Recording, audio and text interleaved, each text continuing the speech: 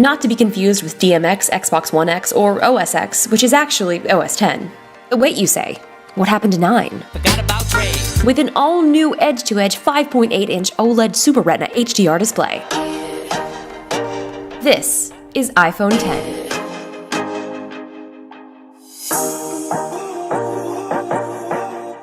It's 10 because it's the 10th anniversary of the first iPhone. Today, Apple is going to reinvent the phone. 10 years ago, Steve Jobs introduced the first iPhone on stage at Macworld 2007, and I was there. I am standing right in front of the iPhone. It'll be spinning around shortly, and you'll be able to see the front of it. I saw it in person inside the spinning glass display, and little did I know at the time that this phone would change my life. Not just mine.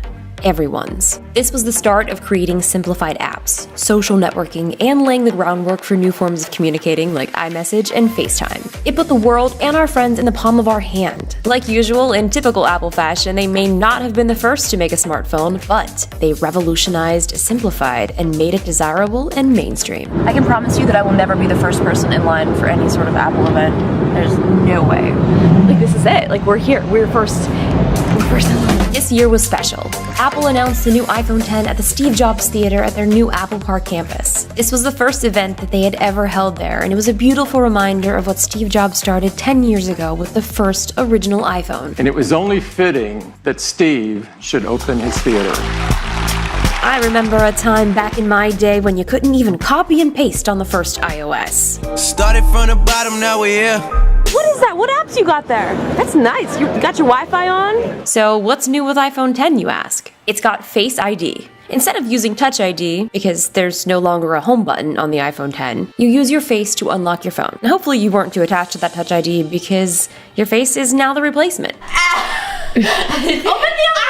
Open the other one! You gotta do that and swipe up! You're not gonna be able to. With the full front edge-to-edge OLED screen, sacrifices had to be made. It's actually quite shocking how fast Face ID works. It just works. It's hard to explain. It just works. Setup is super simple. You just roll your face around following the on-screen directions, and there you go. This is all made possible with the new True Depth camera. It projects and analyzes more than 30,000 invisible dots on your face to create a very, very, very precise map. Your face is now registered for logging in and face paying. Yes, face pay. Just double-click the side button, and just as you would with Touch ID, Apple Pay pops up, and I just bought a cheese wheel that looks like a pumpkin with my face. Wow! The future is so great! Like, I just paid with my face. But what if I'm wearing a hat, or glasses, or I get old, or I get Botox? I'm not quite sure, but Apple has promised us that it will learn your face as you change, whatever that means. Privacy is obviously a huge concern for most people, and if it's not, then you should really rethink your priorities. With Face ID, there's a 1 in a million chances of a stranger unlocking your phone randomly, whereas with Touch ID, it's 1 in 50,000. Of course, if you have an identical twin, then those chances are a little bit higher. I don't have a twin, and all the twins that I know were unavailable to help me with this demo. Justine, I'd love to help you, but I'm trying to win Dancing with the Stars right now, and Jonathan, he's busy bench pressing kitchens. Here is my non-twin sister. She can't get into my phone using her face, even though people say we look alike, but I don't really see it. No, stop it! Stop it! Oh God! Okay. My eyes are open. No! Jenna, go! Now, what if she chases me around and tries to use my face to gain access into my phone even though I don't want her to? This scenario, I'm sure, will be replicated if someone refuses to unlock their phone for you. There is an extra layer of protection to avoid this from happening by turning on attention awareness. It'll only unlock your phone when you're looking at it. This will also be used in some apps so that they'll know that you're actually looking at your phone and avoid dimming the screen from inactivity. If you're still not sold on Face ID, that's okay. You can still opt to use just the good old-fashioned passcode. All this talk of Face ID and removal of the home button, Justine, how do we do things? Using the same familiar gestures in iOS will get you around your new iPhone X just fine. A simple swipe up and you're back to the home screen. Swipe down in the top right corner for access to your control center. To get to your notifications, you can swipe down on the left, or you can swipe down right here on the top. Swipe up and pause to show your current open apps. Press and hold on those open apps to delete. You can swipe up, or you can press this little delete button to remove them. You can also access these by swiping left and right at the very bottom of your screen. You can also use Hey Siri if you have that turned on, just by saying Hey Siri. That will activate Siri on your iPhone. Shh, no, stop it. I'm recording VO, Siri. The on button is now a dedicated Siri button. Press and hold to ask Siri a question. Did I ever tell you that I actually met the voice of Siri? Some of you may already know this, but if you don't, this is Susan Bennett, the voice of Siri. What's your favorite Siri phrase to say for people? Oh, my favorite phrase is, I don't know and I don't care.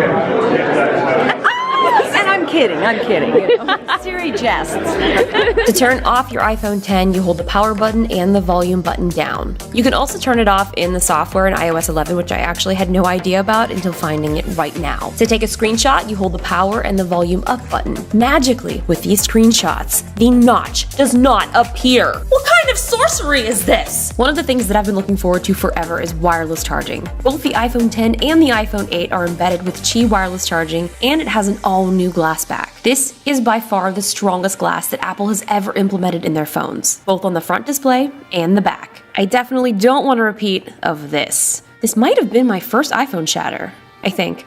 I'm not sure, I've lost track. With the AirPower out in 2018, you'll finally be able to charge all of your devices on this. This is a wireless power mat. You can charge all of your devices at the same time. And I mean, it's wireless, but like it's not. Just no wires connected to your devices. You get the point.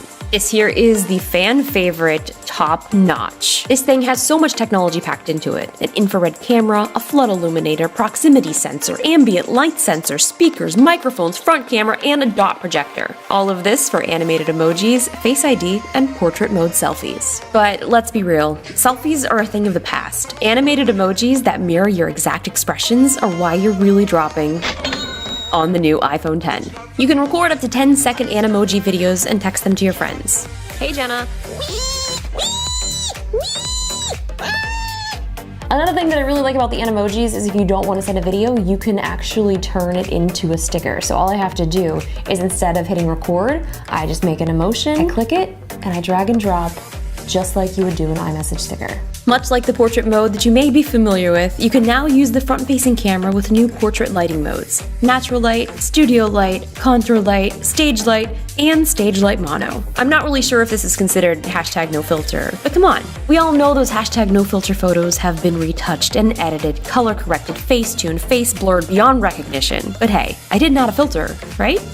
One of the biggest physical changes and main identifier to say, hey guys, guess what, I have the new iPhone 10, is the rear dual cameras. They've now been rotated vertically with a quad tone LED flash right in the center, so that everyone will know that you have the newest iPhone. You can also let them know when they ask about your new phone that it has a larger and faster 12 megapixel sensor with improved optical image stabilization. And new on the iPhone 10, optical image stabilization on both lenses. The new iPhone 10 features the brand new A11 Bionic chip that is currently the most powerful and smartest chip in a smartphone. With the 4 efficiency cores and the new CPU, it'll be about 70% faster than the previous A10 Fusion, and the 2 performance cores are up to 25% faster. Did I lose you? It's okay. Make yourself some flashcards so you'll have these details ready for a salty Android user. And I'm not hating. I've had plenty of Android phones in my days. I just want you to have the facts ready. One of the things that I just couldn't get over is how beautiful the new screen is. It has a 1,000,000:1 contrast ratio with the best color accuracy of any previous iPhone. They've also increased the speakers by 35%, and they're in stereo. This will make binge watching an entire Netflix series a little bit more enjoyable. I don't usually have the True Tone display turned on, but depending upon your current lighting situation, your display's colors will shift to give you the most accurate representation of what you're looking at. It's pretty easy to switch on and off, so if you find yourself looking at your screen and wondering why it's turning a little bit too yellow or a little bit too blue, that could be the issue. Another of the things that I'm loving so much about this new phone is the video options. Now with the iPhone 8 and the iPhone 10, you can shoot 4K 60 frames a second and up to 240 frames a second at 1080p. So what that means for most people is that you're probably going to eat up a ton of storage really